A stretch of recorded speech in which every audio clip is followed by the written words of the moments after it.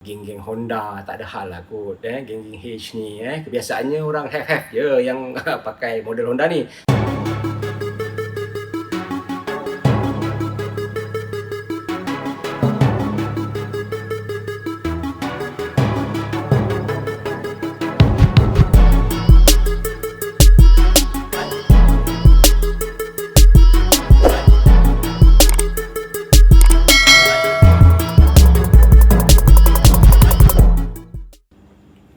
Hai, Assalamualaikum warahmatullahi wabarakatuh dan salam sejahtera kepada anda.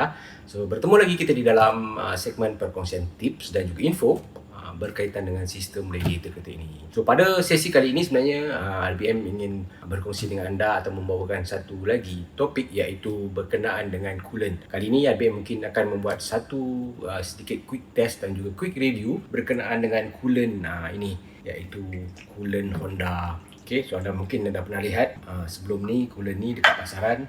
Okay, dia ada dua jenis coolant Honda ni. Pada sesi kali ni juga mungkin RBM akan sedikit sebanyak mungkin dapat memberikan penerangan ringkas berkenaan dua jenis coolant ini, iaitu dia ada dua jenis kebiasaannya coolant Honda ni.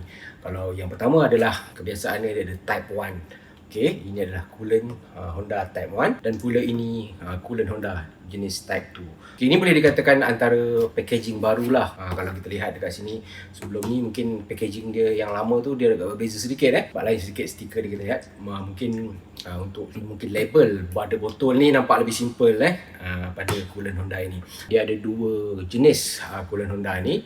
Satu dia yang Type 1 ni kebiasaannya dia berwarna hijau dan juga yang Type 2 ini dia berwarna biru. Seperti biasa kita akan test seperti yang RBM lakukan sebelum-sebelum ini. Kita akan menggunakan coolant gauge tester ni. Seperti biasalah, kalau anda biasa sebelum ni, kepada anda yang dah pernah menonton video-video RBM, kita banyak dah lakukan uji kaji sebegini ataupun orang kata simple test ataupun quick test. Sebab kedua jenis coolant ni RBM baru saja dapatkan di pasaran dan belum dibuka lagi. Kita akan bersama-sama nanti test kedua jenis coolant ni. So, berapa bacaan dia, okay, apakah karakteristik dia ataupun ciri-ciri dia, mungkin secara ringkas RBM boleh kongsikan kepada anda. Okay, tanpa kita melengahkan masa lagi, bahan-bahannya pun dah siap, segala tool peralatan dah siap. So, kita akan cuba dahulu iaitu coolant yang Type 1. Coolant Type 1 sepatutnya dia berwarna hijau. Kebiasaannya dekat botol ni dia ada label ataupun line hijau ni. Ini adalah coolant Type 1 untuk Honda. Okay, so kita akan buka botol ni. Okay, kalau anda lihat dekat sini, RBM belum buka lagi botol ni. Lihat dia punya penutup dia. Okay, seal pun masih ada lagi. Kebiasaannya akan ada seal macam ni. Okay, ni kita belum buka lagi Okay, so kita akan buka seal pada botol ni. Dan kita akan tuangkan ke dalam bekas. So, anda lihat coolant Type 1 Honda ni dia berwarna hijau. Okey, nampak jelas ni coolant berwarna hijau. Okey, kita settle satu. Kita tutup. Dan satu lagi jenis coolant ini iaitu coolant LLC Type 2 ni dia berwarna biru. So, dia ada satu line biru dekat sini. So, menunjukkan coolant ni dalam dia warna biru. Okey, sama juga coolant ni RBM belum buka lagi. Kita akan buka bersama-sama dengan anda. Kita lihat. Okay, penutup. Kita masih ada seal lagi. Okay, kita buka seal ni.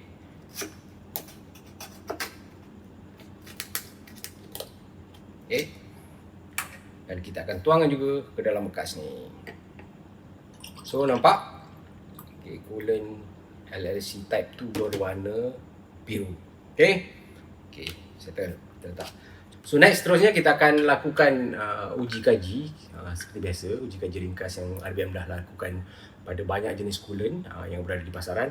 Kita akan ambil dia punya reading, bacaan boiling point untuk kedua jenis coolant ini. So, kita akan bermula dahulu dengan coolant yang hijau ni. Berapa dia punya boiling temperature dia untuk coolant yang hijau ini. Okay, seperti biasa kita akan cuba sedut dan masukkan coolant.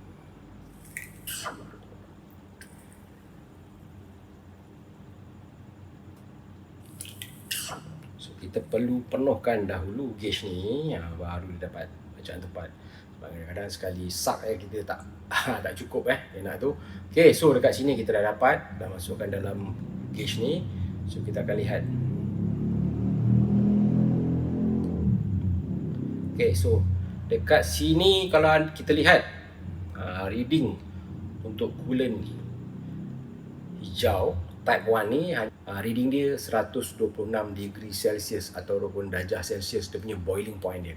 Okay, so anda lihat, okay, jelas. Biasanya reading dia antara 126 ataupun sehingga ke 127. So settle, kita dah check coolant yang hijau ni. Seterusnya, kita akan check pula pada coolant yang berwarna biru ni tadi. Coolant Honda Type 2 berwarna biru. Kita nak lihat berapa dia punya boiling point untuk coolant biru ni. Okey, kita masukkan ke dalam gauge.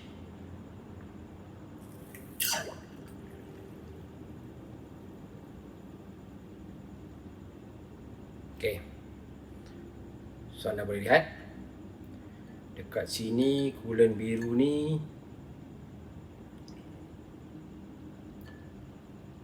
okey. Lihat Bam close up sedikit. Coolant biru ni reading dia 131 darjah Celsius, dia punya boiling point dia. Okey, dapat jelas. Okey, agak gelap sikit, tak apa. Warna dia agak gelap sedikit, mungkin anda tak berapa jelas nampak needle tu dekat mana, tapi ini bacaan anda 131 darjah Celsius. Okey, settle. Kita tuangkan kembali ke dalam bekas kedua bekas ni. Tadi warna hijau kita dah check dia punya boiling point dia 126 ataupun 127 darjah Celsius. Ini boiling point untuk coolant Honda Type 1 berwarna hijau.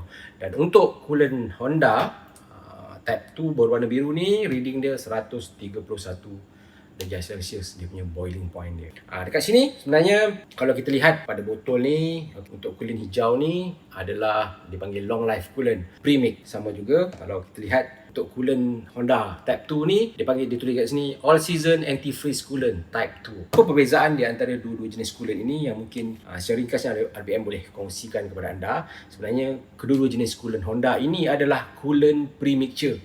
So anda kena ingat tu ini coolant premixture. So coolant premixture ni anda tak boleh nak campur dengan air. Okay, sebab coolant ni sebenarnya ready to use terhadap sistem radiator kereta anda.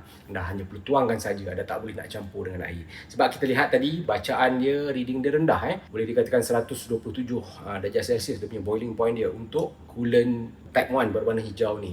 Itu menunjukkan kebiasaannya coolant itu dah ready dah. Dia dah siap campur dengan air daripada factory lagi kepada dua-dua jenis coolant ni. Sama juga kepada coolant yang berwarna biru ni pun dia sebenarnya dia dah campur dah ready dah campur daripada factory lagi. Sebab itu kalau kita baca dekat botol belakang ni dia akan tulis kebiasaannya do not dilute with water. Dia sampaikan supaya kita tak boleh campur dia dengan air. Dia dah ready to use. Tapi dekat sini sebenarnya kalau kita lihat daripada packaging coolant Honda ni, instruction dia tak begitu jelas. Dia hanya bagi instruction berkenaan dengan bahayanya coolant ni je lah. Okay, dia tak bagi atur cara penggunaan. Cuma dia remark dia kat sini jangan campur dengan air. Okey, ada dah jelaskan kepada anda tadi, iaitu coolant yang hijau ni dan juga coolant yang Honda ni. Okey, sebenarnya dua-dua jenis coolant ini adalah coolant premixture. Okey, sekarang ni sesuai tak untuk kereta anda ataupun tak? Okey, sebab kita lihat kebiasaannya kereta-kereta yang boleh dikatakan agak baru keluaran Honda sekarang lebih banyak menggunakan coolant yang berwarna biru ni. Coolant berwarna biru ni agak special sedikit. Kalau kita lihat dekat sini dia panggil all season anti-freeze. So kita boleh gunakan dekat negara musim sejuk, okey, dan juga mungkin negara kita Malaysia yang bercuaca panas ni. Okey, sebenarnya ini adalah coolant all season. Sebab itu kebiasaannya kereta-kereta Honda baru sekarang dia dah banyak menggunakan coolant jenis biru ini. Okay, berbanding dengan mungkin model-model yang sebelum ini dia hanya menggunakan coolant yang berwarna hijau, iaitu yang dipanggil Type 1 ini, Type 1 ni. Dekat sini sebenarnya apa kelebihan dan kekurangan antara dua jenis coolant ini? Kalau kita lihatkan kebiasaannya coolant yang biru ni, kalau kebiasaannya Honda recommendkan lebih kurang 200,000 km mileage kadar dia untuk kita nak flush ataupun ganti coolant yang baru. Biasanya kepada coolant Honda Type 1 berwarna hijau ini mungkin mileage dia agak rendah, mungkin boleh pergi kepada 100,000 km sahaja berbanding dengan coolant yang biru ni. Tapi sebenarnya dua-dua jenis coolant ni sesuai untuk semua model Honda. Cuma bergantung kepada penggunaan sekarang, sebab kebiasaannya mungkin factory dia dah set, dia lebih banyak menggunakan yang biru ni, mungkin senang sebab dia boleh gunakan banyak musim. Boleh digunakan untuk negara musim sejuk, okey, dan juga tadi kita dah baca dia punya, dan kita dah check tadi dia punya boiling point dia pun tinggi dan juga dia punya anti-freeze dia pun tinggi. Takat beku dia tinggi berbanding dengan coolant hijau ini. Coolant hijau ni kebiasaannya kita hanya boleh gunakan seperti negara kita Malaysia saja panas. Sebab mungkin kalau kita lihat kat situ tadi, boiling point dia tak berapa tinggi dan juga anti-freeze dia tak berapa tinggi. Takat beku dia, bacaan dia tak berapa tinggi. Sebab kebiasaannya coolant hijau ni boleh dikatakan untuk negara kita Malaysia sesuai lah. Okey, sebab kebiasaannya apabila boiling point dia rendah, kandungan coolant dia kurang sedikit berbanding dengan air. Dia tak macam kalau coolant kebiasaannya boiling point dia tinggi, kebiasaannya kandungan coolant lebih daripada air.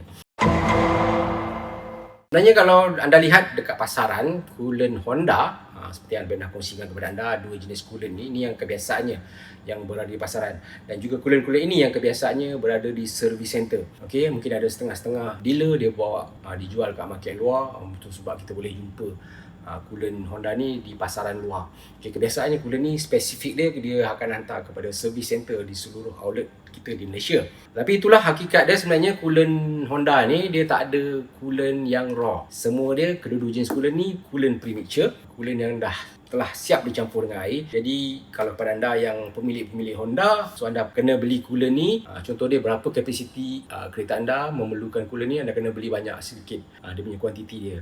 Dan kelemahan coolant premix ni seperti yang RBM dah sampaikan dan kongsikan kepada anda, iaitu kos dia agak tinggi sedikit lah. Okay, sebab kebiasaannya ada mungkin setengah-setengah kereta ataupun coolant yang raw mungkin kita boleh beli 2 botol. Tapi kalau coolant premix ni, anda perlu beli ikut kapasiti coolant di dalam sistem radiator kereta anda. Contoh dia, anda kena beli 4 liter ataupun mungkin 5 liter. Dia bergantung kepada model-model kereta anda. Ada setengah dia tak begitu tepat, tapi at least paling tidak 4 liter ataupun ke 5 liter anda perlu beli, ataupun 5 botol coolant sebegini.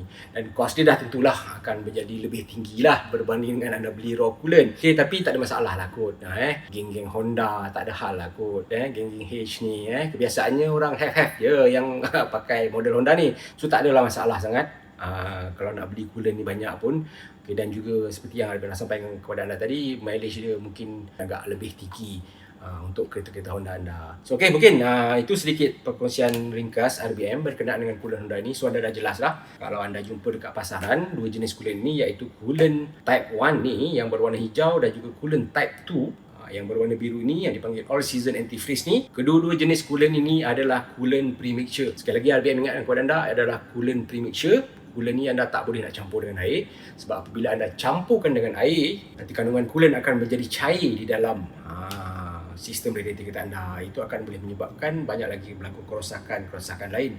Contoh dia seperti sistem berkarat, nanti water pump anda pun akan berkarat, dan banyak lagi akan mendatangkan masalah-masalah jika anda tak menggunakan coolant sepenuhnya ataupun anda tidak menggunakan coolant yang secukupnya ke dalam sistem radiator kereta anda. So jika anda rasa perkongsian video daripada RBM ini dapat membantu anda ataupun dapat memberi manfaat kepada anda, so anda jangan lupa tekankan butang subscribe tu dan juga onkan bell notification supaya anda tidak akan terlepas segala apa jua video-video terbaru ataupun update-update terbaru yang RBM akan bawakan kepada anda di masa-masa akan datang. Sampai kita jumpa lagi. Assalamualaikum warahmatullahi wabarakatuh. Masalah radiator, tanya RBM.